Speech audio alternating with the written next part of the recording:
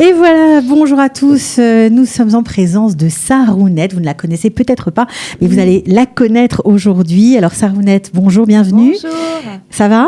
Très bien. On est hyper content de t'avoir dans les studios parce qu'en plus, il paraît que tu regardes souvent les émissions. J'adore cette émission, donc je suis ravie d'être là et de te rencontrer par la même occasion. Le plaisir est partagé et surtout que tu n'es pas venue seule, tu es venue avec, on va dire, celle qui se cache un peu derrière tout ton travail. C'est vrai. Voilà, elle s'appelle Yona Benchimol. Bonjour Yona. Bonjour Cathy. Alors c'est vous qui écrivez, qui composez les chansons de Sarounette. Exactement. On va dire quasiment l'intégralité des chansons, à part, on va dire 2 chansons qui reviennent à mon frère, Gabriel et Lalouf, mais le reste c'est moi. Alors, Sarounette, comment on devient chanteuse et plus particulièrement chanteuse pour enfants ? Je sais que tu as vécu ici 5 ans avant de retourner en France. Tout à fait. Alors, comment on devient Sarounette en fait ? Comment on devient Sarounette ? Alors déjà, une passion pour la musique forcément, une passion depuis toujours. Et après, le fait d'être devenue maman, ça m'a vraiment donné envie de trouver des méthodes d'éducation pour mon fils plus efficaces que les cris, les punitions. Et la musique, ça a été vraiment une évidence. Et j'ai cherché des petites musiques pour mon fils, des petites chansons très intelligentes pour qu'il essaye d'avoir envie de ranger, d'avoir envie de prendre son bain, de se brosser les dents. J'ai vu que ça me fonctionnait vraiment très bien. Je me suis dit, si ça fonctionne sur lui, il n'y a pas de raison que ça ne fonctionne pas sur les autres.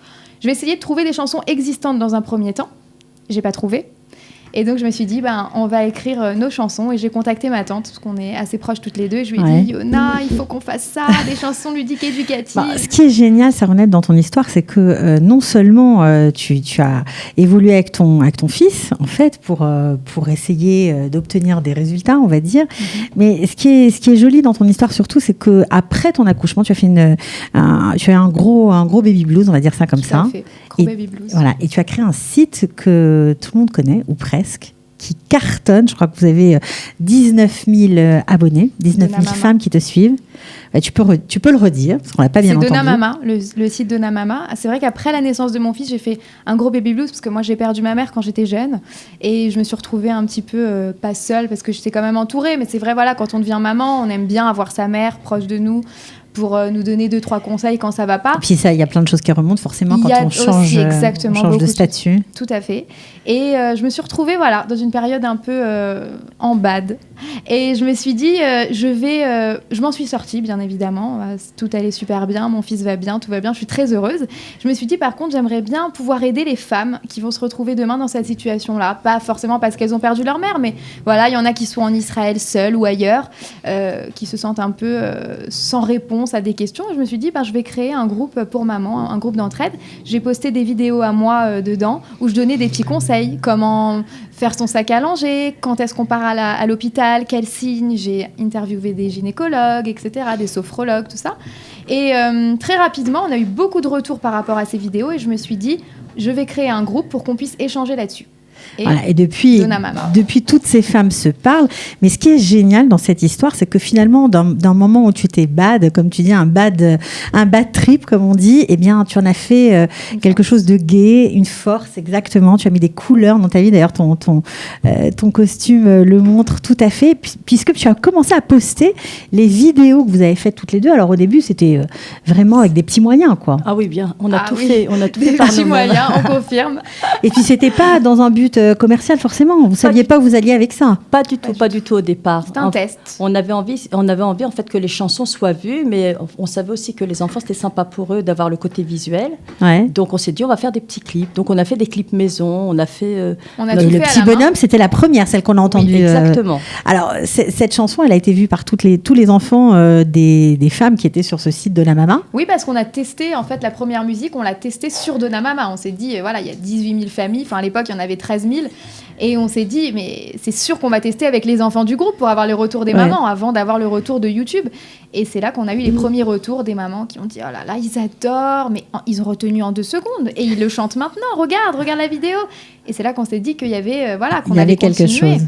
Bon, alors, ce qui est formidable, c'est qu'aujourd'hui, tu as monté évidemment une page YouTube avec toutes tes chansons, avec tout ce que tu fais. Je crois que vous aviez 32 millions de vues sur les 7 chansons qui sont sur cette page et plus de 79 000 abonnés. C'est énorme. Oui, c'est énorme.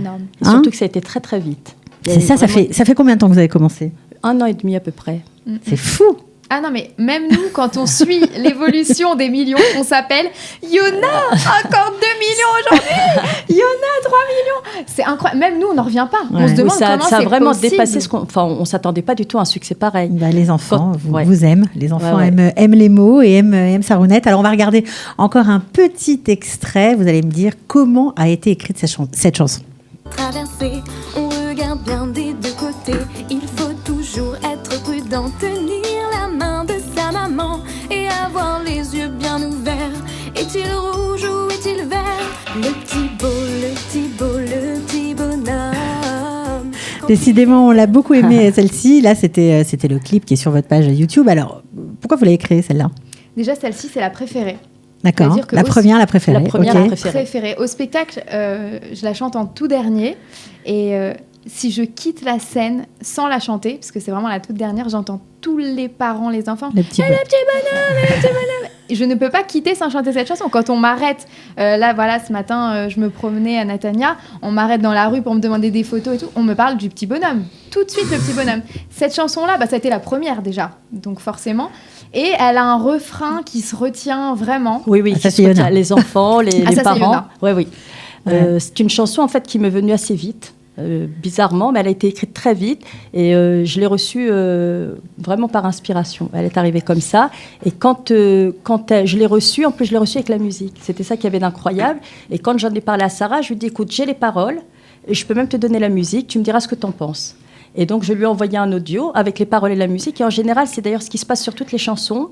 J'écris, de préférence de nuit. Et au petit matin, elle trouve la chanson sur son téléphone avec la musique. Ou sur une rame de métro. Ou sur une rame de métro. Oui, voilà. Une fois, elle avait un petit ticket de métro dans sa main. Et elle a la musique qui lui est arrivée, les paroles. Voilà, les choses m'arrivent comme ça. Et elle s'est mise sur le rebord du métro. Elle a écrit la chanson sur le ticket de métro. Ou en traversant la route, ça m'arrive. Vraiment, en traversant la rue, ça peut m'arriver d'avoir les paroles qui arrivent. Il faut que je prenne un papier.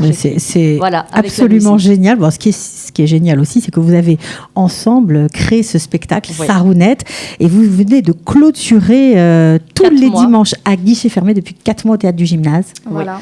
Alors ça, c'est grâce à l'intervention d'un producteur forcément, parce que ça ne se fait pas tout seul, bien sûr, évidemment. Bien sûr. Alain Saraf. Qui n'a pas pu être là aujourd'hui, mais qu'on embrasse très fort.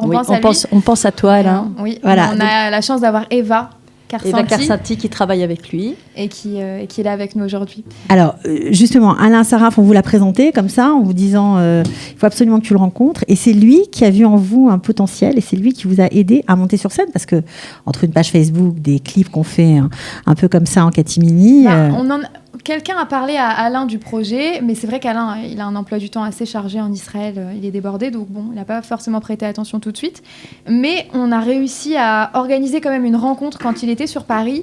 Et il y a eu tout de suite un coup de cœur, en fait, vraiment un vrai coup de cœur. Vous êtes plus mutuellement. Voilà, il s'est passé quelque chose, il a cru au projet, il a vu que l'histoire était sincère, réelle. J'ai pas dit « Oh bah tiens, il y a une place à prendre pour chanter pour les enfants, ça fait longtemps, je vais le faire. » Non, moi j'aime les enfants réellement, j'aime chanter pour eux, il se passe quelque chose avec eux. J'adore les enfants. Les enfants, c'est ma vie.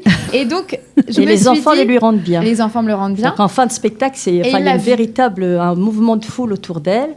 Et quand les enfants la voient, il y a des gens qui pleurent, il y a des mamans qui pleurent.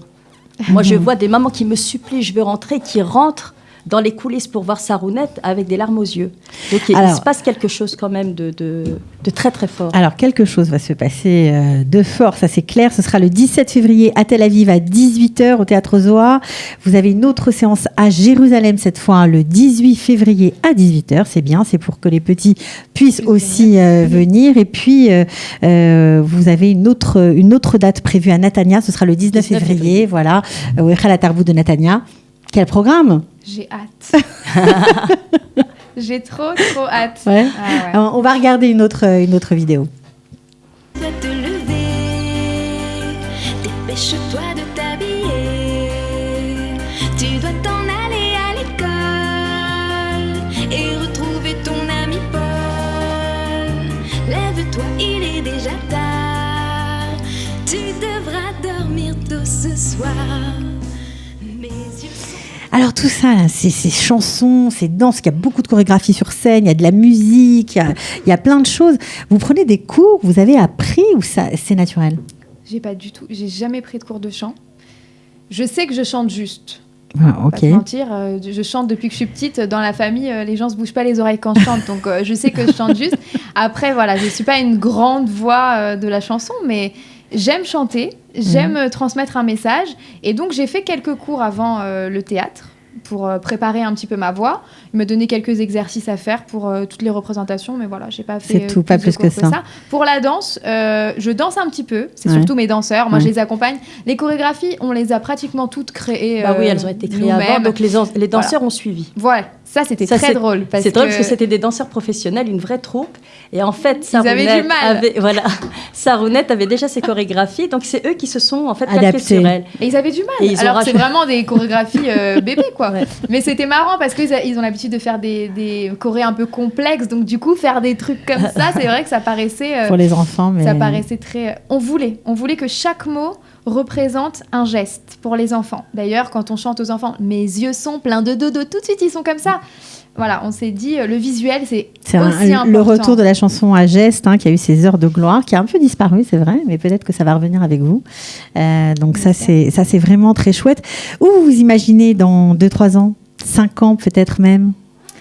Toujours sur scène. Moi, j'aimerais bien faire d'autres albums parce qu'on a plein d'autres thèmes encore qu'on a envie d'aborder. On est déjà en train de préparer un deuxième album. L'écriture se fait actuellement. Voilà, on cherche les thèmes. On a envie de parler de tout.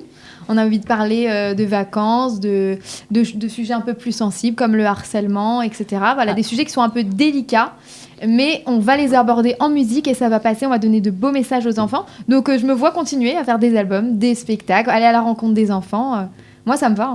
Ça vous va parfaitement. Moi, c'est le bonheur. Je signe pour 120 ans. Bon, alors on va finir cette émission bien sûr en musique avec une recommandation de Sarounette, c'est la ceinture de sécurité. Alors on voit qu'il y a plein de thèmes très importants que vous passez en musique et en douceur aux enfants. Je vous souhaite de réussir, d'avoir beaucoup de monde. Allez la voir, vous allez passer un bon moment et c'est vrai que c'est pas souvent qu'il y a des spectacles pour enfants en français, donc profitez-en. Voilà. Merci du passage. Voilà. Je reviendrai. Mais oui, puis il faut continuer à regarder les émissions aussi. Toujours, on partage toujours.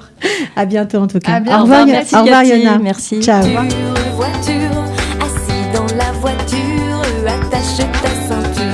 Assis dans la voiture, assis dans la voiture. Sortez, respirez, c'est le Quality Time.